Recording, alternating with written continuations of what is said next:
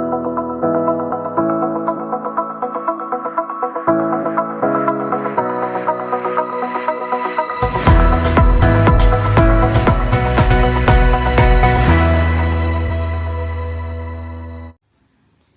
Friends, welcome to 4 star studios.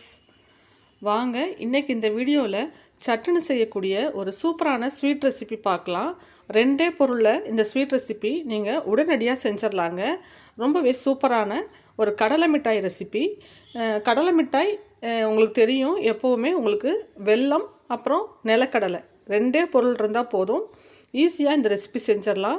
பாகு பதம் மட்டும் நீங்கள் செக் பண்ணிக்கிட்டிங்கன்னா உடனடியாக செஞ்சிடலாம். ரொம்பவே சூப்பராக இருக்கும்.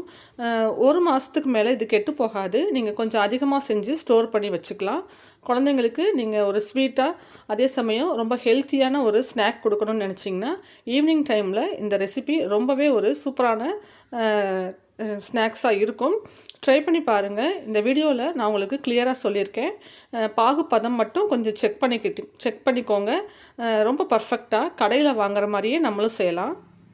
இப்போ பாருங்கள், இதுக்கு ஒரு பேன் ஹீட் பண்ணிக்கோங்க. அதில் தோலெல்லாம் எடுத்துட்டு 2 டம்ளர் அளவுக்கு நான் இப்போது நிலக்கடலை சேர்த்துருக்கேன். இது ஏற்கனவே வறுத்த கடலை தான், இருந்தாலும் இந்த ரெசிபி செய்யும்போது ஒரு 2 நிமிஷத்துக்கு மீடியம் ஃப்ளேமில் வச்சு கருகிடாமல், நிலக்கடலை கருகிடாமல் வறுத்துக்கோங்க. அந்த மாதிரி வறுத்துட்டு செய்யும்போது நல்லா கிறிஸ்பியாக இருக்கும் நம்மளுடைய கடலை மிட்டாய். இப்போ வறுத்து இதை 2 நிமிஷத்துக்கு நல்லா வறுத்துட்டு ஆற வச்சிடலாம். ஆறின பிறகு இது ஒரு மிக்ஸி ஜாரில் மாற்றிக்கோங்க. மிக்ஸி ஜாரில் மாற்றிட்டு நல்லா நைஸாக பவுட்ரு பண்ணிக்கோங்க. அதுக்காக ரொம்ப நைஸ் பவுடராக கிடையாது. பாருங்கள், இந்த மாதிரி கொஞ்சம் குறப்பாக இருக்கணும். கையில் தொட்டு பார்த்திங்கன்னா கொஞ்சம் ரவை பதத்தில் தெரியணும். அதோட நீங்கள் மிக்சியில் அரைக்கும் போது ஒரே தான் அரைச்சிட்ருக்காதீங்க, கொஞ்சம் விட்டு விட்டு அரைக்கணும். ஒரே தான் அரைச்சா கடலையிலேருந்து எண்ணெய் மாதிரி கசிய ஆரம்பிச்சிடும். கொஞ்சம் விட்டு விட்டு இந்த மாதிரி பவுட்ரு பண்ணி வச்சுக்கோங்க. ரவை பதத்தில் குறப்பாக இருக்கணும்.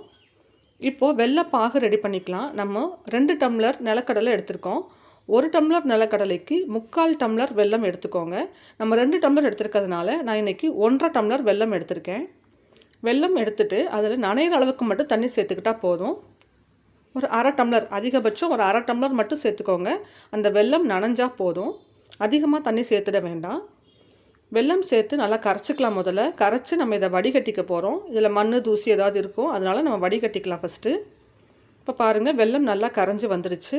இதை எந்த பாத்திரத்தில் நம்ம கடலை மிட்டாய் செய்ய போகிறோமோ அதில் இதை வடிகட்டிக்கலாம். கொஞ்சம் அகலமான பாத்திரமாக எடுத்துக்கிட்டிங்கன்னா கடலை மிட்டாய் செய்கிறதுக்கு ரொம்பவே ஈஸியாக இருக்கும் உங்களுக்கு. இப்போ பாருங்கள், இந்த மாதிரி அகலமான பாத்திரத்தில் நம்ம கரைச்சி வச்சுருக்க வெல்லம் இருக்கு இல்லையா, அதை வடிகட்டிக்கலாம். ஃபஸ்ட்டு வடிகட்டி இதை கொதிக்க வச்சுக்கலாம்.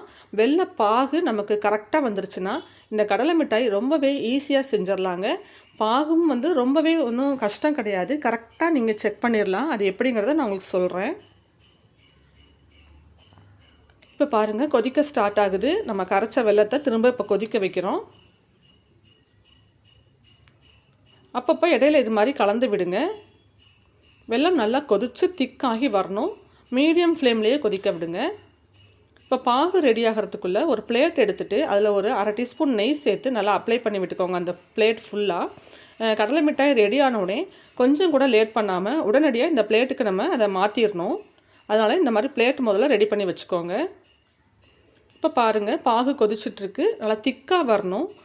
உங்களுக்கு பாகு பதம் பார்க்குறதுக்கு முன்னாடி அந்த பாகு கொதித்து நல்லா ஒரு நுரைச்சிக்கிட்டு நல்லா க்ரீம் மாதிரி வரும். அதையும் நீங்கள் பார்த்துக்கலாம். உங்களுக்கு கரெக்டான பதம் பாருங்கள், இப்போ தண்ணியாக இருக்கு இல்லையா, இப்போ நான் மிக்ஸ் பண்ணும்போது உங்களுக்கு தெரியும் இந்த பாகு நல்லா தண்ணியாக இருக்குது. இது இன்னும் கொஞ்சம் நேரம் நீங்கள் கொதிக்க விட்டிங்கன்னா நல்லா நுரைச்சிக்கிட்டு நல்லா க்ரீமியாக வரும். அதுதான் நமக்கு கரெக்டான பதம். அதுக்கு இடையில நீங்கள் அப்பப்போ செக் பண்ணி பார்த்துக்குங்க. பாருங்கள், இப்போ இவ்வளோ தூரம் தண்ணியாக இருக்குது. இப்போ பாருங்கள், ஒரு 5 நிமிஷம் நல்லா மீடியம் ஃப்ளேமில் கொதித்த பிறகு அந்த தண்ணியாக இல்லாமல் நல்லா நுரைச்சிக்கிட்டு க்ரீம் மாதிரி வருது பாருங்கள்.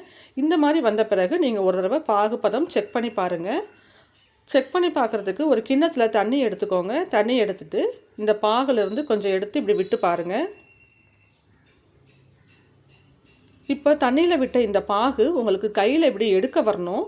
அதே சமயம் எடுத்து டக்குன்னு கண்ணாடி மாதிரி உடைக்க வரணும். இப்போ இதை நம்ம உடைச்சி பார்க்கலாம்.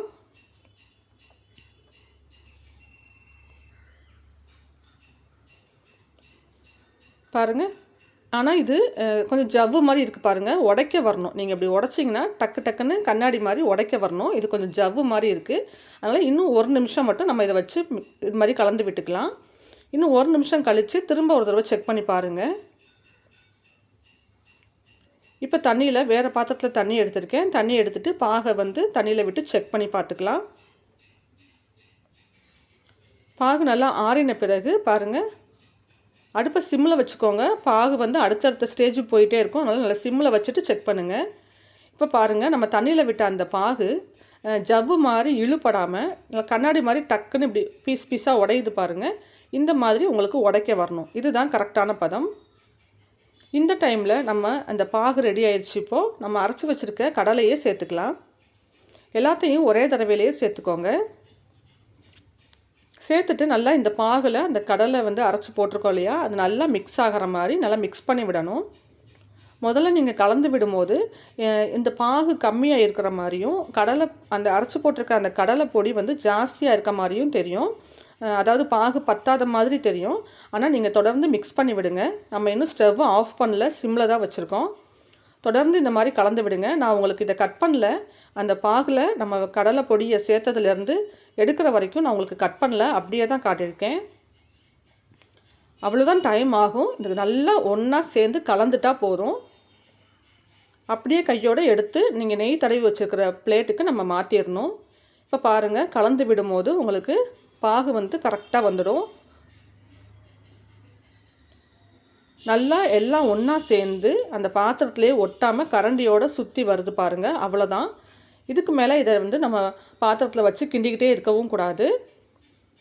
அதே சமயம் ரொம்ப லேட் பண்ணிடாமல் கையோடு நம்ம அந்த பிளேட்டுக்கு மாற்றிடணும். பாருங்கள், நான் பாகில் அந்த பவுட்ரு போட்டதுலேருந்து கடலை பவுட்ரு போட்டதுலேருந்து மிக்ஸ் பண்ணுற வரைக்கும் அப்படியே தான் காமிச்சிருக்கேன். இவ்வளோ தான் டைம் எடுக்கும். இதுக்கு மேலே மிக்ஸ் பண்ணுற டைம் தான்.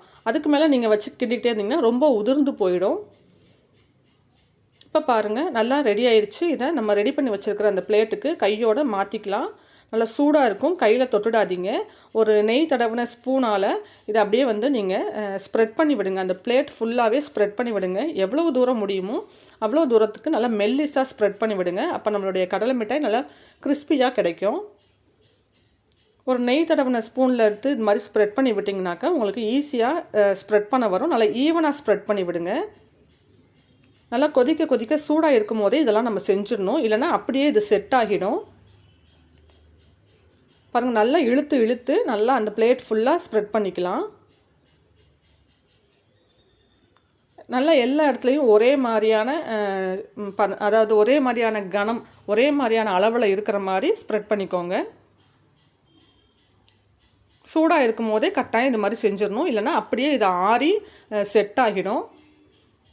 இப்போ இந்த மாதிரி ஸ்ப்ரெட் பண்ணிவிட்டு கையோட இதில் வந்து நம்ம கோடு போட்டுக்கலாம். நம்ம அதாவது கத்தி வச்சு கீறல் போட்டுக்கலாம். அப்போ தான் உங்களுக்கு ஆறின பிறகு உங்களுக்கு உடைக்க வரும்.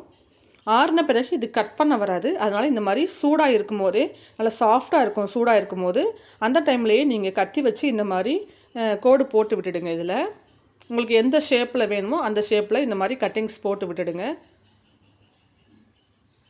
இப்போ கட் பண்ணி எடுக்க வராது, கொஞ்சம் சாஃப்டாக தான் இருக்கும்.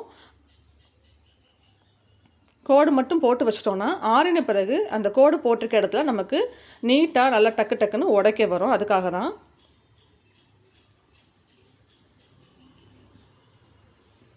உங்களுக்கு டைமண்ட் ஷேப்பில் வேணாலும் போட்டுக்கலாம், இல்லை சின்ன சின்னதாக ஒரு ஸ்கொயர் ஷேப்பில் வேணாலும் போட்டுக்கலாம். இந்த மாதிரி கோடு போட்டு விட்டுட்டு இதை ஒரு அரை மணி நேரம் கட்டாயம் ஆற விட்டுடுங்க. அப்போ தான் கரெக்டான பதத்தில் நம்மளுடைய கடலை மிட்டாய் ரெடி ஆகும். இப்போ ரெடி ஆயிடுச்சு. ஒரு அரை மணி நேரம் இது நல்லா ஆறட்டும். ஆறின பிறகு நான் உங்களுக்கு இதை எப்படி இருக்குன்னு காமிக்கிறேன். இப்போ பாருங்கள், அரை மணி நேரத்தில் நல்லா ஹார்டாக இது ரெடி ஆயிடுச்சு. ஒரு கத்தி வச்சு இப்படி அடியில் எடுத்து விட்டிங்கனாக்க மொத்தமாக அப்படியே உங்களுக்கு எடுத்துகிட்டு வந்துடும். அதுக்கப்புறமா நம்ம ஏற்கனவே கட்டிங்ஸ் போட்டு வச்சுருக்கிறதுனால ஈஸியாக நீங்கள் இதை அப்படியே உடச்சி எடுத்துக்கலாம்.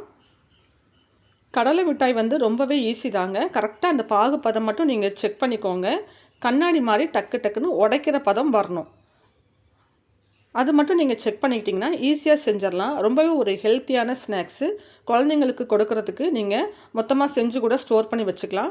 நீங்கள் கடையிலலாம் வாங்குற மாதிரி அதே மாதிரியான டேஸ்ட்டில், அதே மாதிரியான ஷேப்பில் சூப்பராக இருக்குது பாருங்கள்.